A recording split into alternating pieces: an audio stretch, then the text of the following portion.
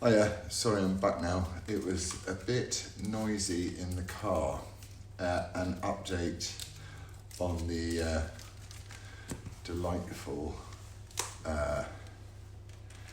morning's events in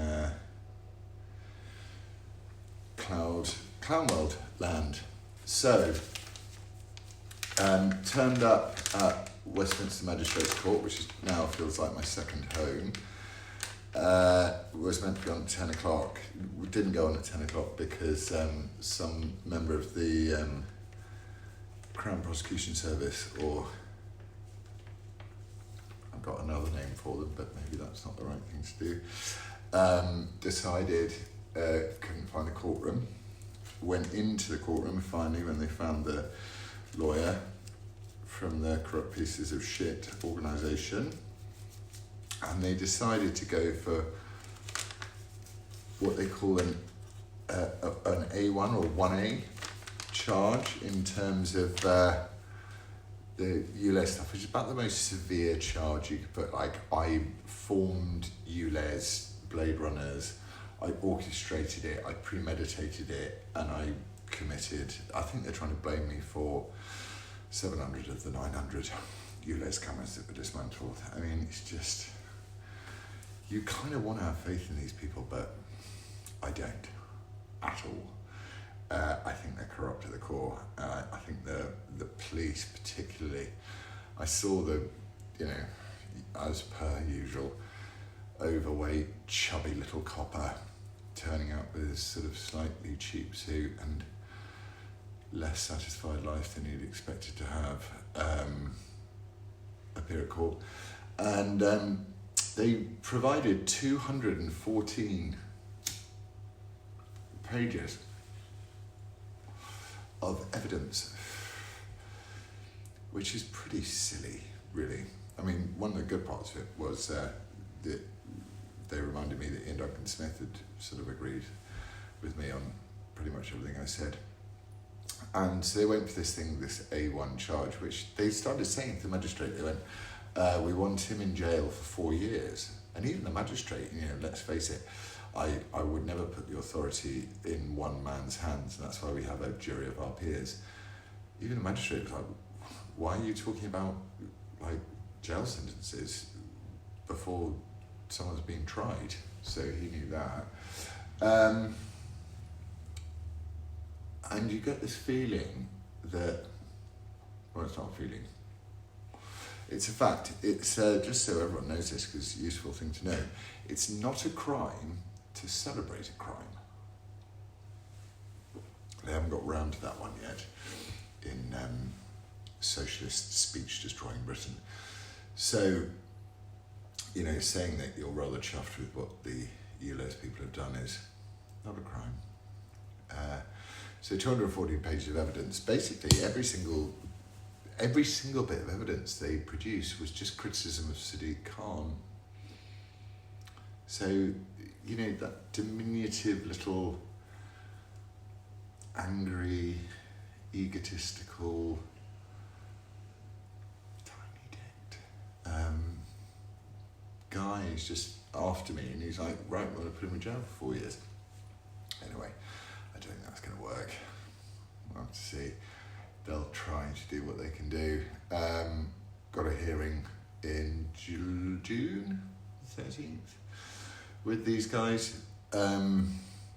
It's the thing about ULEZ is one's got to realise is it's a free speech issue, because Khan's expansion of ULEZ, I mean, ULEZ on its own is ultimately ridiculous. He fantasists and doomsday cultists like Sadiq Khan, what they do, and leftists and control freaks, people that want to control your life, what they do is they invent rules that you have to obey so that they feel better.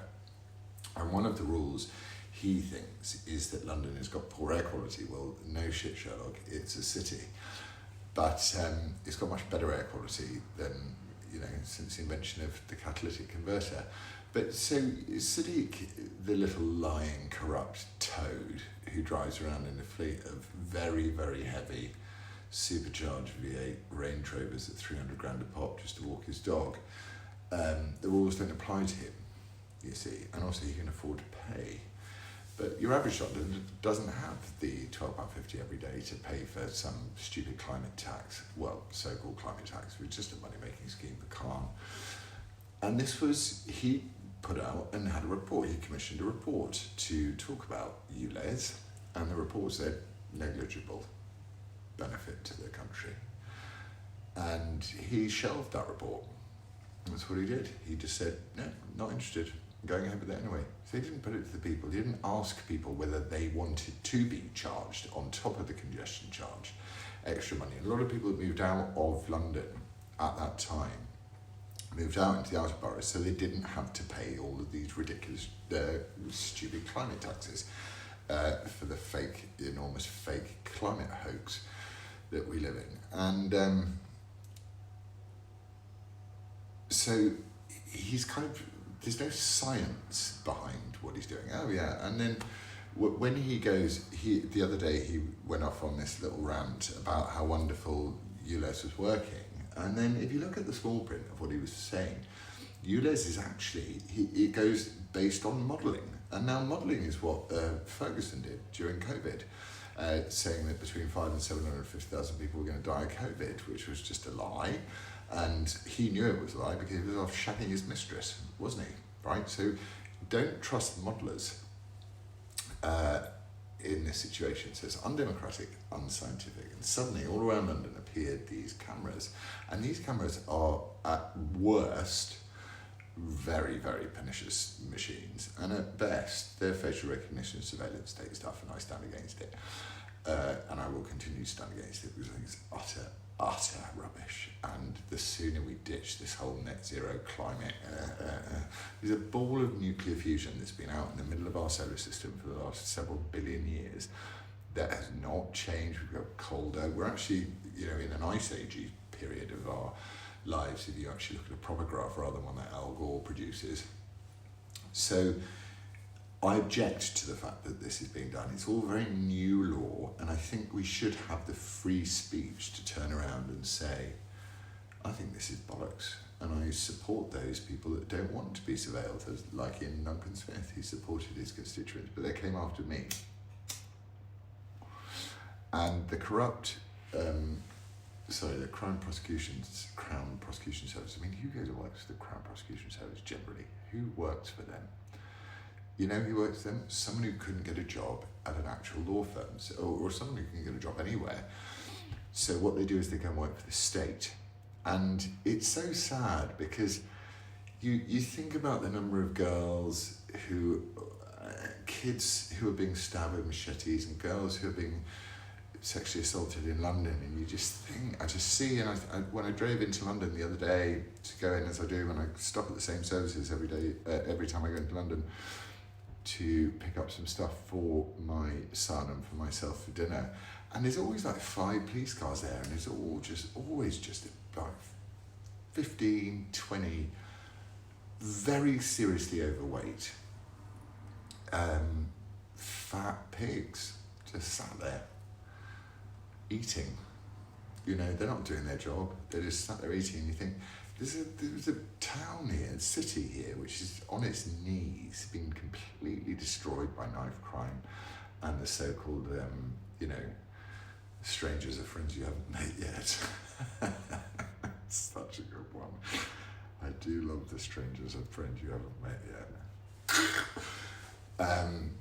And they're not doing anything, but they are scrolling Twitter, and they are using their little kind of fat little hands to paw scratching Twitter to look at thought criminals like myself and the thought criminals that are existing in prison. So this is just a politically motivated attack on me and on others, and you can be happy with it, as lots of people are very happy with it. They're really happy with the fact that I'm being attacked in the way I'm being attacked. But at the end of the day, you're not going to be happy if it's your daughter or your son or your uncle, even if they're being attacked. So yeah, the corrupt prosecution service are going to go for the hardest charge they can go for. I mean, maybe they have to do that to get it over the line with the magistrate. I don't understand all of the stuff, but I do just, I'm going to carry on because I have no bail restrictions. Magistrate got a bit annoyed with them, as I said, and I'm going to continue to point out the hypocrisy of these doomsday cultist climate bastards and the fact that Sadiq Khan is just the very worst of everything that Britain is. I mean, I can't think of anyone other than that weird Friends for You, not Friends for You, what's his name, Dale Vince, you know, these strange climate cultists, and like Chris Packham going, oh, gonna commit crimes to save us from the sun. One day we'll return to common sense and we'll stop this very self-centered view of life, which is like, we are a poison in this wonderful planet, in this wonderful gift that we've been given. And one day we will do that. And we will turn around to the sort of panicky people and say, calm down, dear, which is what we should say to doomsday cultists and climate cultists and COVID cultists and all of the people that just can't actually get through a day, excuse me. Oh, so nice. You can't get through a day without trying to control somebody else. And we've got to hold on to our free speech. Anyway, I couldn't, in the car it was noisy, I couldn't hear. So I hope you have a lovely weekend. I've learned from this, and I was speaking to Calvin about this, I've learned that what you do in situations like this, when someone is very obviously coming after you, is you just don't let them. You smile at them. You feel for them. I feel sorry for Sadiq Khan. I imagine that his sex life is uninteresting. That would just be a guess. Perhaps not, though. You never know with a leftist. Anyway, it's quite sunny. It's quite bright. Is that the climate crisis? Can you dim the sun, Keir, please? I'm going to have a very enjoyable rest of my Friday. I'm going to enjoy... Oh, look. Here's my new tattoo. I just thought it's better when people meet you. It's better that they know which side of the fence you're coming from. Please, and amazing news on the Lucy Connolly crowdfunder. Amazing news. So many generous and wonderful people out there. Because if you think about it, she's been in jail for such a long time now. Well, you know, relative to her crime, that's an earner removed from the family, you know, just taken away from the family. So what we've done, and what anyone who's donated so generously to her crowdfunder has done, is given them a start again as a family, you know, because you can't deport some rapists because they don't like chicken McNuggets, but you'll jail people and try and imprison people for speech. And that's a really bad thing in this country. And I will continue to fight it because actually, really weirdly, it's a binary issue for me. Either I can't express myself. It's not like I'm calling for people to be murdered or anything. Either I can't express myself, so therefore I live in a prison in my own mind created by the state, or I can express myself and they'll try and put me in prison anyway. But I'm going to fight them because I can, and I will, and it's probably my calling to do so. And I'm going to have a really, really nice weekend, even though it's quite sunny, and Keir could just... Can you come and dim the sun over here, because it's a bit bright in my eyes, a bit squinty. So I hope you have a lovely weekend too, and if there's a part of you that's got fight in you, use it, because they're very weak without our support. You know, the police are weak without our consent for them to police us. They're going around people's houses and saying things are Brexity. It's like, get the fuck out of my life. Literally. Get out of my life. I don't want you in my life. I haven't broken your laws. I haven't raped anyone. I haven't committed any serious crimes or any crimes at all, actually. If speaking is a crime, then you don't live in a free country. And I think we should all try and be strong. And we can't do that alone. We need our friends to do that. So, well done for supporting Lucy Connolly. I'm going to go and have a cottage pie. Goodbye.